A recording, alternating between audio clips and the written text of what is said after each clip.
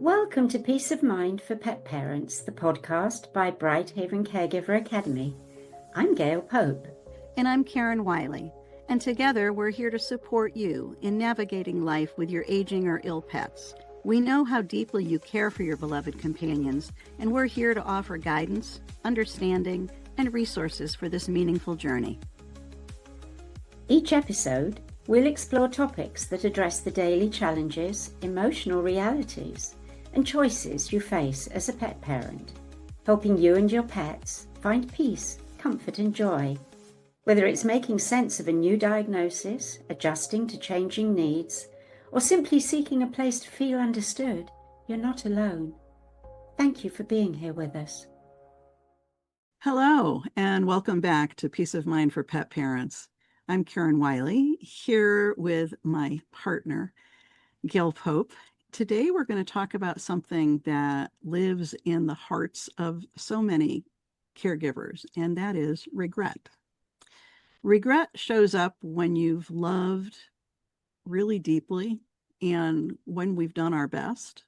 Still, sometimes something nags at us and we're wondering if we got it right. So regrets can sit alongside quite a variety of different emotions, feelings of guilt, feelings of grief, feelings of worry, and sometimes even gratitude for the experiences that we've had with our pets. So we're going to talk today about why regret is so common in pet loss and perhaps how to make some sense of it, at least some of the time, and maybe even how to make peace with it. Gail, as I often do, I'm going to ask you to start us off with this. Let's explore why regrets are so common and often so sneaky because they can come back in the middle of the night and you're awake and you're saying, oh, I should have caught that sooner. Or why didn't I do this other thing, this other treatment that was an option? Or I think I may have waited too long. So we've gone through all those kind of feelings at various times with various pets. So why do you think regret is so common for us and sneaks up on us? The short answer is I don't know. The long answer is I think our minds are at the root of it. We can't switch our minds off. And our mind will remind us of things just at the moment when it's unexpected. So I think regret, for me anyway, can pop in at any odd time. I guess it's part of grief, isn't it? You just never quite know when it's going to hit that vortex again and boom, you're back in it. I think maybe it's two-sided because the more you know, the more you learn, the more you can have cause to look back and wish you'd done whatever it was differently last time. On the other hand, it can also work in reverse, and it comes closer to whatever the incident was, and instantly you think, oh, I wonder if there was something different I should have done then. So it can attack you both ways, and it can definitely stay with you very painfully for a very long time. I'm sure you've experienced that too, and I have. I can look back and remember lots of incidents in the past when I was still learning my approach, and I may lost animals that I would have done something different later. I can still look back and think, oh, that's so sad, if only I'd known. But it doesn't hurt as badly because I can forgive myself. And I guess that lies at the bottom of the whole discussion, doesn't it? It's about forgiveness. We learn a lot to help ourselves forgive others, but we don't really address the forgiving our own selves for something that inadvertently may have happened or not been done. I think maybe that's part of it. Does that go any way at all to answering the question? Oh, absolutely. I think forgiving yourself, especially for what you didn't know at the time you experienced something that you're grieving about, the loss of a pet that you love, is part of learning how to make peace with it. Although, as you're saying, and I'd have to agree, you can make peace with a situation and then At another time, another thought sneaks in on you. You have to rethink everything through again.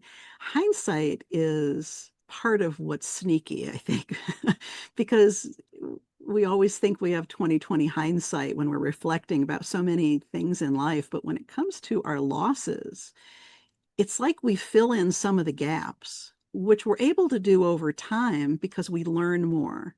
If we learn more from other losses, we learn more from our relationships. Then we start applying it back to situations in the past. And we then we re-injure ourselves when we hold ourselves to those standards. In fact, the reason I even was suggesting this as our topic today is because at our Cuppa and Conversation event last Thursday, which everyone is invited to, by the way, one of our regular attendees was talking about the fact that in reflecting about the day that we were meeting, that it was the 15th anniversary of the loss of one of her pets. She brought up the fact that there's so much that she knows now that she didn't know then, how that was making that anniversary of loss difficult all over again. 15 years ago, that certainly resonated with me when she was sharing that, because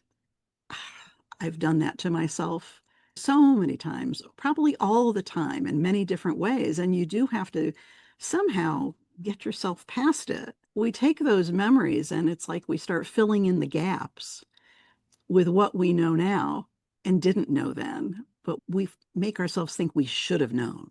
I guess it's that old word balance, because as you're talking, I'm thinking, actually, I just jotted down two experiences that for me really stand out as I didn't know any better, or I could have made this work. I think part of how we can work towards handling that, and it's such a difficult, such a big thing to address, but we talked about forgiving ourselves. I don't think it's quite so much about forgiveness for us and what we did or didn't know, but it's about honoring the memory of the being who died and putting that in front of, it was my fault, or if I'd known better. Then when that hurts, it's like a knife goes into your chest at that time, then starting to think about how beautiful that being was and what a lovely relationship. Then you can gradually weave in, we both did our best. We both loved each other, and maybe there was a reason. Maybe it was an experience I was meant to have it. You can start to push the spiritual aspect out a little bit, because sometimes there is a reason, and it helps you learn and it helps you to be a better version of who you are. And to extend that just a little bit further, you and I would not be recording these podcast episodes or creating VCA. We had all these experiences, and you were already doing it for so many years in terms of providing educational material people to capture what you learned from your experiences and sharing them. But it's only been the last few years that I was like, oh, I've got all those years. I ought to do something with what I Yes, learned. Of course, that's when we met years ago and started thinking about what we could do together. that's the reflections, isn't it? You start to reflect back Right. on all the things that you did right, wrong, you Right. didn't know. It even brings up new things for you that, yeah, I'd really like to learn more about that now. We're always learning about new things, always these days. One of the thoughts I had thinking about regrets is how many more regrets I had with sudden death situations as compared to my hospice care situations. So the speed of the event seems to play a big role, or at least it has for me. The pressure is on. You've got to identify what's going on faster. You've got to get help and support and treatment faster. You have to make the right decision faster. If then the death happens very suddenly, then you have a very compressed time period that you're remembering. And it's like, whereas when we are in situations where we're able to offer hospice care at home to our pets as they're aging, as they're dealing with a chronic diagnosis or something that's difficult to manage day to day, and certainly a terminal diagnosis. I have fewer regrets in those losses because there's just more time. There's more time to say what you want to say, to think about what you want to do, what your pet would want you to do. Time is such a luxury, and that's one of the things I advocate for hospice care, both for humans and for our pets, because I think it lends to, I can't say easier grief. Grief is never easy, No. but it does, for me, lead to fewer regrets. Then the grief is different and not as painful. And I don't re injure myself as much with rethinking, oh, I should have done this. Oh, I should have done that. I should have known. So for me, although most people who listen to our podcast or watch us know that we focus on palliative and hospice care, there are Right. people who also have experienced sudden losses with their pets. So I do think our feelings then and what we experience fall into two different camps. Yes, I think so. I hadn't really thought about it, but again, I keep jotting things down here. And what I hadn't realized is that the stories that are coming into my mind as you're talking, every single one of them was to do with the speed of death. It was fast and it wasn't expected. And it was shock. Shock was a huge part. That made me also think of the times when something happens, could be a cat, could be a dog, could be a bird, happens to be in the road just at that moment and gets hit by a car and killed. That hasn't happened to me. I've seen it happen to somebody else, and that hurt me. I think I experienced the same pain as the person who actually was driving the car. So I can barely imagine had I been the driver. I think that there's so many different aspects to the subject that we're talking about. But yes, I think the speed of death, gosh, stories are floating in my mind of the ones that I look back and regret. One, for instance, was the most wonderful, adorable old lady called Ebony. She was a huge, black, rounded, sweet, fuzzy, lovely girl.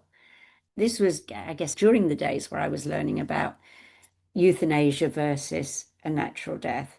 She was having a long, slow, difficult journey toward the end of life. And I finally made the decision to euthanize her. She was euthanized at home on the couch in my arms. And as the euthanasia solution went into her, the look on her face has never left me. She did not want that ending. It was really clear. The veterinarian who euthanized her actually voiced that as well and said, "Oh my God, that was just heartbreaking." So I hadn't thought about that in a very long time.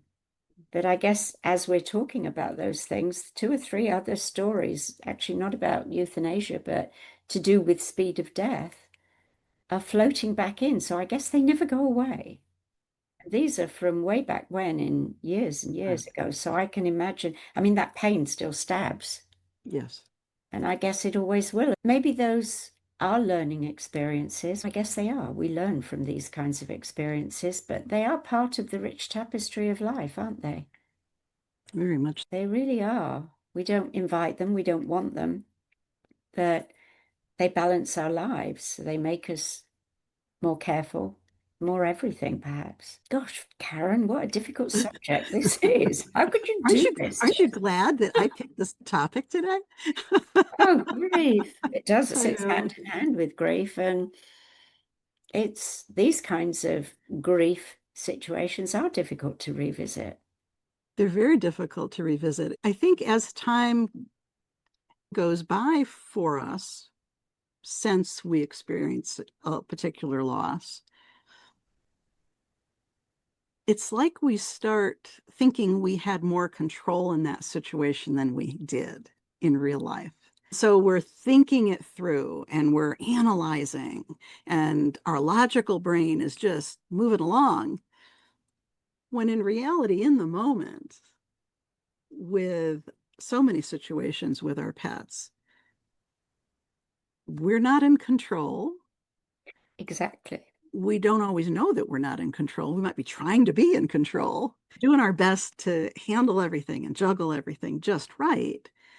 But I think when we're looking at situations months or years or even decades later, that illusion of control interferes because when we're that emotionally distanced from the event, we think more and feel a little bit less. It doesn't mean the grief goes away, but we're not in the moment of grief.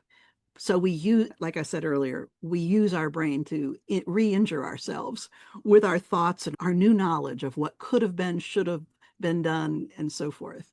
As you're so good at reminding us in so many of these situations, we have to have some self-compassion, Yeah. which very often we don't. I think a lot of us are harder on ourselves than anyone else in our lives.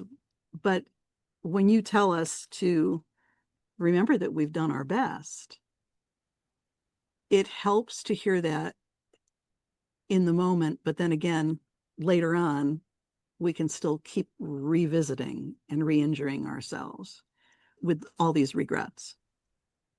I'm sitting here with things floating back into my mind from the past. Oh, gosh. But one thing does occur to me is that these things do come to us to teach us.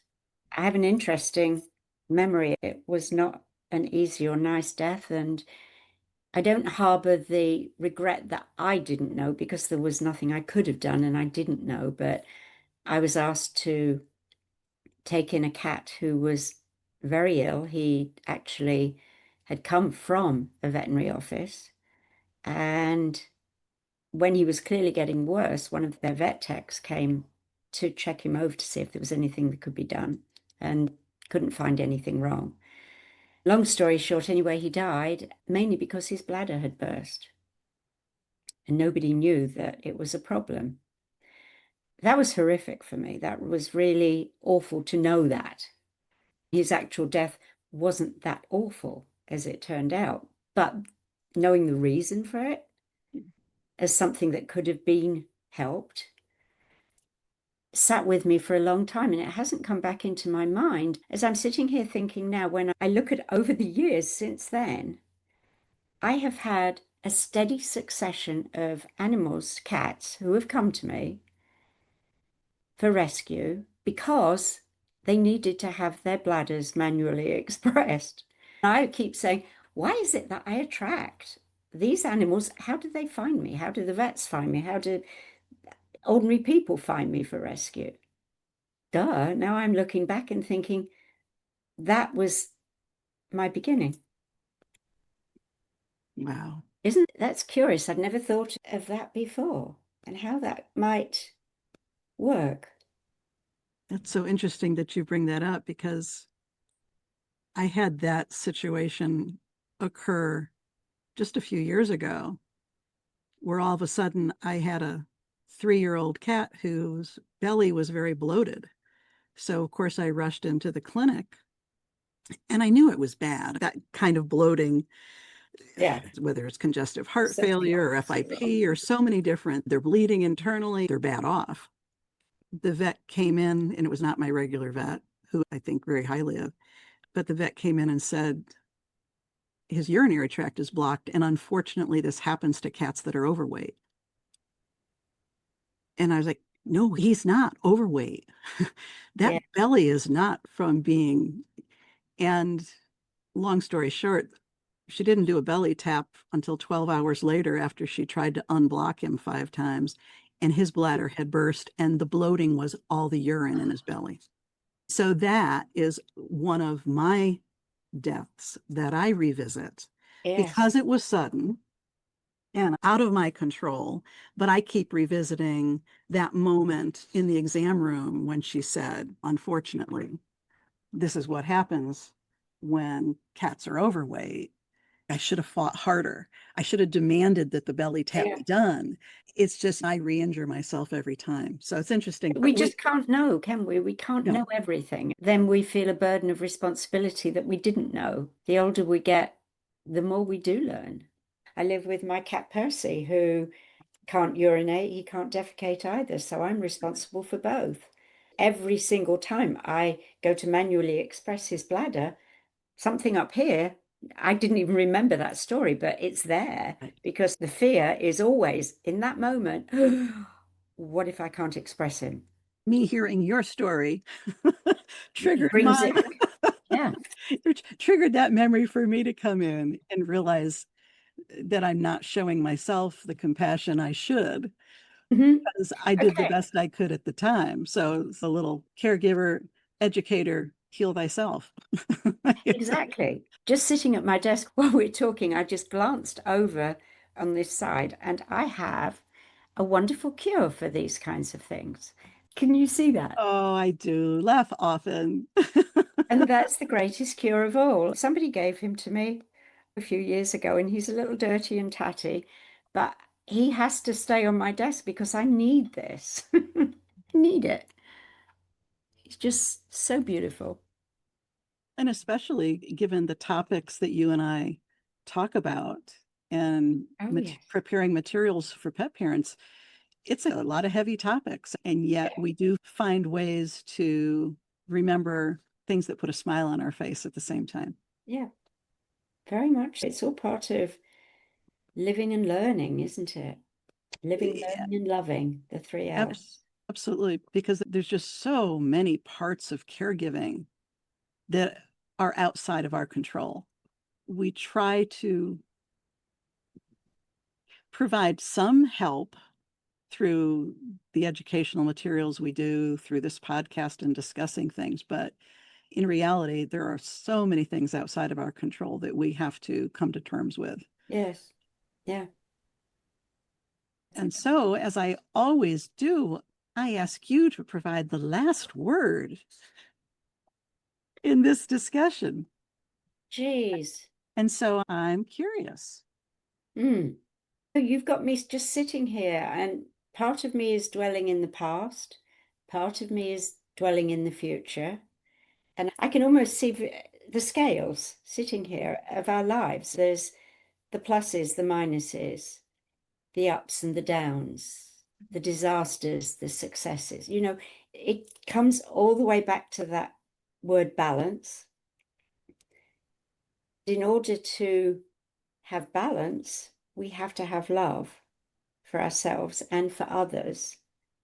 Then, because of the topic, forgiveness. We have to forgive ourselves. We have to forgive others. We have to know we did our best. And we did learn. Whether it was something we wish we hadn't learned, we did Right. learn. So I think really that's about all I would come up with because it's such a difficult and poignant subject that affects absolutely every single person in the world. I can't believe that there's anybody who doesn't look back on a something that has left them with that feeling of, oh, it's being human. It brings us back to the center of ourselves. It's almost brings us back into who we are and where we are. It's almost like a new beginning. We have to accept it, forgive, love, and move on. But it stays with us because these things help build who we are, don't they? They do. Hopefully, as you said, whatever we learn through these difficult experiences, we're then able to share with others in some way, help a future pet of our own, and just keep moving forward and remembering how much we loved those pets and had wonderful experiences and not be so focused on the end, but it really was about their whole life. You know what? Just in finishing, one thing that does occur to me is although these kinds of conversations are difficult and a little scary, they're very necessary and we don't have them. These are the kinds of things that, at like our cuppa and conversation meetings, Right. they're the kinds of things that people can come and talk about because these are the things that should be talked about, but we hide behind the word death. It's good to actually have someone that you can come and talk to. So come and talk to us. Right? Absolutely. We not only have each other to talk to about these things, but we talk with other people too. And Absolutely. you would like to join us this Thursday or any Thursday. We meet at 10 a.m. Pacific time. If you visit our brightpathforpets.com website, right there on the homepage, you'll have some information about how to join us. And we hope that you will. As always, thank you for being with us. Gail, thank you for a very enlightening conversation today. I think we explored some new things that we haven't explored previously. So I think that's always hopeful for us and hopefully for those who listen or watch us. So thank you for being with us, and we'll see you next time. Bye-bye. Goodbye. Thank you for joining us on Peace of Mind for Pet Parents. We hope today's episode has offered you support and insight as you care for your aging or ill pets. Remember, it's not just about the end, it's about living well at every stage of life.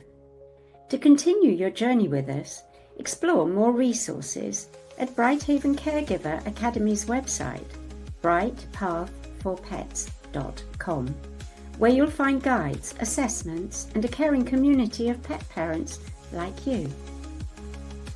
Until next time, may you and your pets find comfort, connection, and peace in every moment. Take care.